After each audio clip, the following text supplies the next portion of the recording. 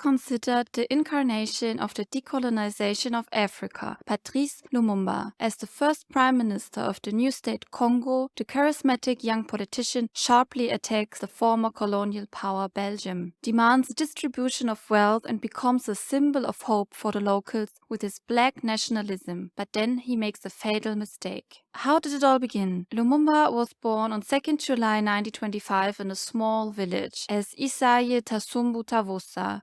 He was a poor farmer's son. He grew up under difficult conditions. The trauma of an entire country through the colonial occupation, which went down in history as atrocities of the Congo, laid heavy on his family's shoulders. His parents wanted a better fate for their son. They wanted him to break out of that cotton farming and ongoing colonial slavery. He was to become a religious teacher, as this profession could save him from torture and meant social climbing. Little Isaye was curious and courageous. The growing Isaye, though, was furthermore rebellious and started to question the methods of the colonial apparatus. After he dared to correct the teacher's spelling mistakes in class, he was expelled from school. But the eager young man did not want to work on the cotton plantations under any circumstances, so he risked a new start and moved to the next largest town. In the course of this new start, he then changed his name to Patrice Emery Lumumba, which means team or rebellious masses. In Stanleyville, now it's called Kisangani, he catches up on his graduation from school and becomes a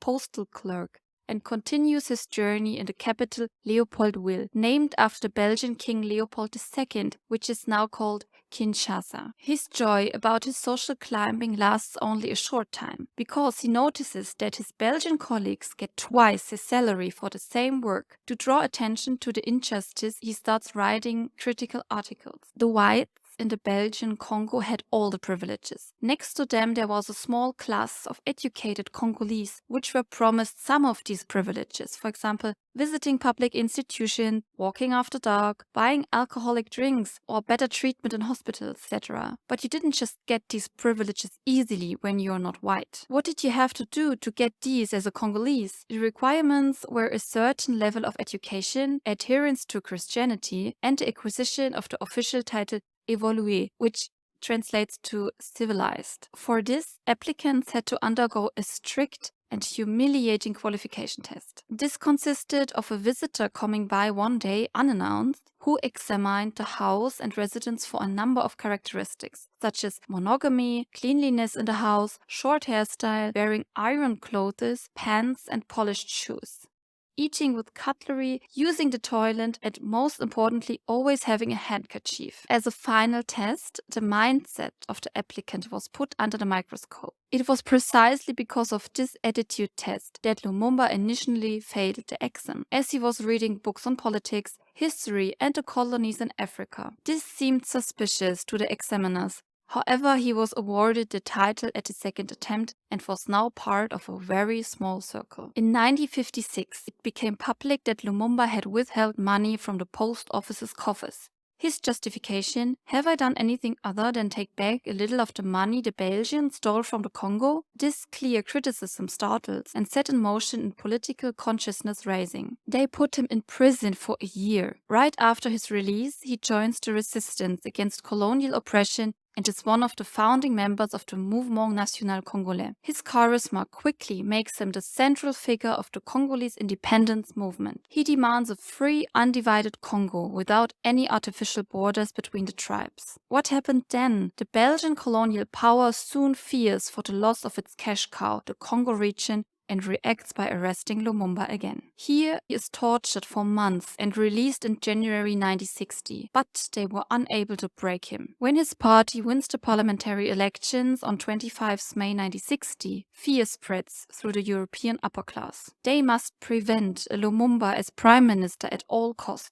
The white oppressors are now worried about the possible loss of the Congo and by that of the Congo's inexhaustible source of mineral resources and raw materials, like the uranium that the USA needs for its nuclear program. The explosives for the atomic bombs of Hiroshima and Nagasaki came from Congo. The USA also gets cobalt and tantalum from here, which is needed to equip the strategic aircraft fleet. In secret, plans began to be made to bring down the charismatic leader, especially since he also advocated the unification of African countries, which would finally break the influence of the former colonial powers and the USA. But Lumumba has no intention of stopping or remaining silent. On the contrary, on 30th June 1960, when African diplomats and officers, as well as Belgian parliamentarians, senators, and the King of the Belgians himself, traveled to Leopoldville on the occasion of the Congo's declaration of independence. Lumumba gives a speech that will change everything, especially his own fate. The young Belgian King Baudouin present is the great-grandnephew of Leopold II,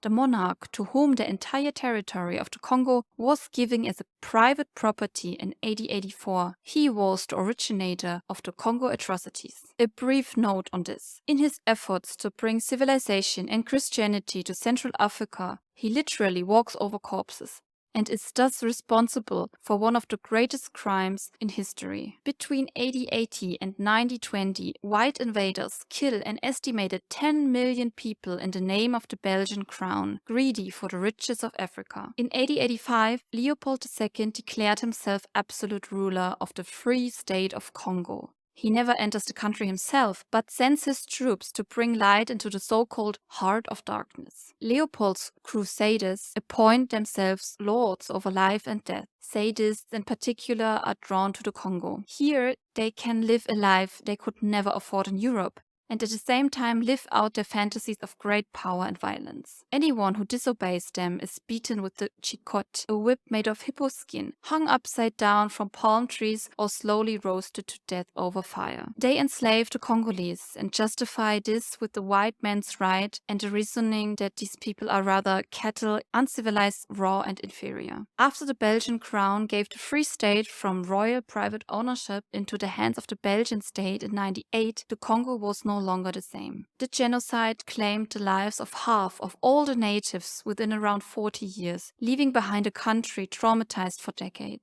whose inhabitants continue to have to slave as forced laborers for the wealth of the white upper class. Back to 1960 and the ceremony for the Republic of Congo's festive declaration of independence. The country was now independent on 13th June, but at the time there was not one black mayor, judge, doctor, engineer or officer in the entire country. Out of more than 15 million Congolese, only 16 had a university degree. The population was deliberately kept powerless because disempowered people are much easier to enslave.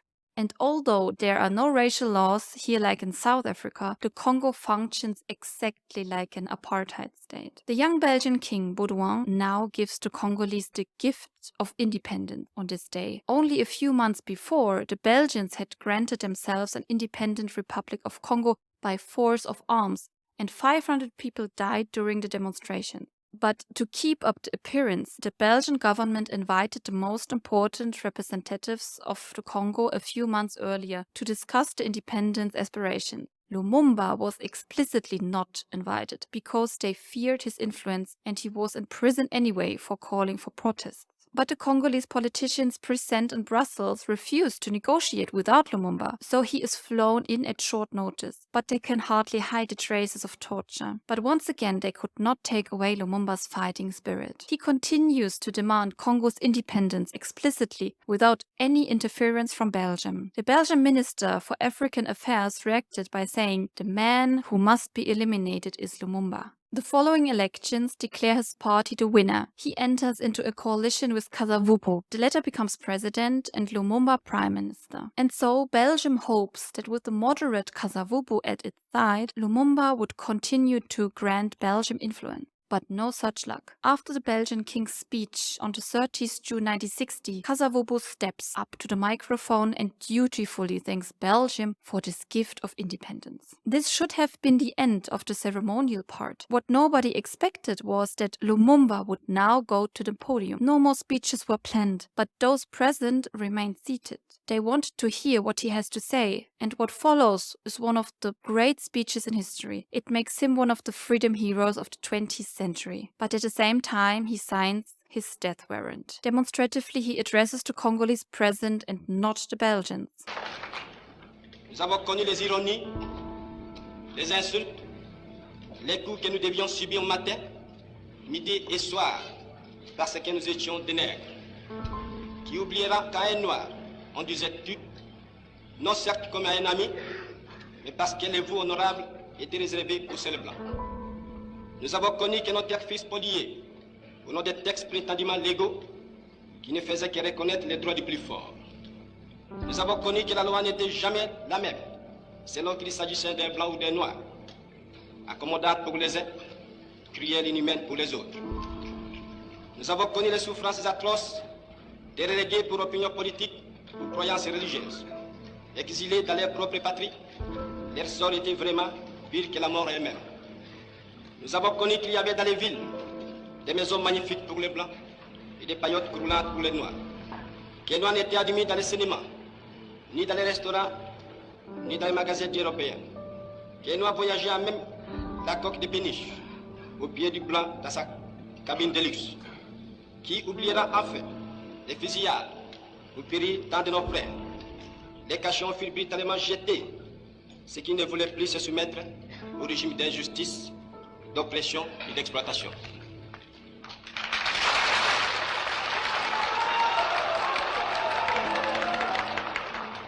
Cette indépendance du Congo, si elle est proclamée aujourd'hui dans l'entente avec la Belgique, pays ami avec qui nous traitons d'égal à égal, ni les Congolais digne de ce nom ne pourra jamais oublier cependant que c'est par la lutte qu'elle a été conquise. In no time at all, his words spread throughout the world, and immediately the West declared him an enemy. President Eisenhower calls him a danger to the peace and security of the world. What he means is a threat to the status quo and white privilege. In the days following the declaration of independence, the Congo begins to rage. The Congolese revolt against the white, and chaos breaks out in the country. The administration collapses, and Moise Tshombe declares independence from the Congolese resource-rich province of Katanga. Lumumba does not want to lose Katanga, and so Tshombe becomes the enemy. Brussels supports the secession because Katanga is also where most of Belgium's money is. Better Katanga is in the hands of a compliant Tshombe than in those of Lumumba. UN troops are sent to the Congo and Lumumba panics. He sends a call for help to the Soviet Union and is thus targeted by the CIA. The USA must now do everything to prevent Soviet troops from entering the Congo, where the Americans get their primary materials for the defense industry. Lumumba soon finds himself alone. President Kasavubu announced Lumumba's removal on the instructions of Western diplomats. Lumumba, in turn, declares Kasavubu out of office. Chaos. They say that when two quarrel, the third rejoices. Now, the ambitious Joseph Désiré Mobutu enters the stage. Lumumba once appointed his friend Mobutu as chief of staff of the Congolese army. Another fatal mistake. Because Mobutu is now stabbing him in the back too. He has been on the CIA payroll for a year. Mobutu coups and puts Lumumba under house arrest. In the meantime, the CIA, the Belgian Secret Service, and probably also the British MI6 are plotting to assassinate Lumumba. The man must be removed at all costs. Eisenhower himself orders Lumumba to be eliminated. The CIA plans to kill him with poisoned toothpaste. Belgium, on the other hand, plans to kidnap and then assassinate him. Lumumba preempts the plans and tries to escape. Mobutu now has his former friend hunted down. They catch him and parade the prisoner in front of the cameras. Mobutu also appears and calmly watches the torture of his friend. On the 17th January 1961, he is taken to Katanga together with two companions, where Tshombe receives him with beatings. Here his official death sentence is pronounced. He is taken to a forest aisle where a duck pit is already waiting for him. "Now we are going to be killed, aren't we?" he asks. Those were his last words. He dies in a hail of bullets, just 35 years old. His sworn enemy Tshombe watches the murder. Just a few months earlier, Lumumba warned, "If I die tomorrow, it will be because a white man armed a black man." He was so right. He dared to insult the Belgian king, questioned the system and demanded nothing but justice. The Congo, whose unity Lumumba wanted to preserve, is collapsing into violence and war after his death. Three factions are fighting each other: Mobutu's soldiers, Tshombe's gendarmes, and Lumumba's supporters. UN Secretary General Dag Hammarskjöld wants to enter the country to negotiate a ceasefire. His plane crashes and he dies. To this day, suspicious persists that Western secret services brought down his plane to prevent peace. So the civil war continues. Tshombe briefly emerges victorious, but Mobutu coups again, with the approval of the West. He remains in power for more than 30 years. He turns Congo into Zaire. US presidents praise the dictator as the most loyal ally south of the Sahara. Like many other African states, Congo remains the plaything of international powers and companies whose interests are clear: the country's enormous wealth of mineral resources. In 1998, an African world war breaks out. Soldiers from 7 neighboring countries fight each other on the territory of the Democratic Republic of Congo. 3 million people fall victim to the war. Today, the Democratic Republic of Congo is not considered a sovereign state after the still ongoing separatist movements and civil wars. A Congo state de facto doesn't exist, and there is no sign of improvement. Yet, even in his last moments, Lumumba was full of hope for his country, for whose independence he risked everything. Thus, in his last letter to his wife, he wrote, "Congo will regain its dignity and live under a bright sun."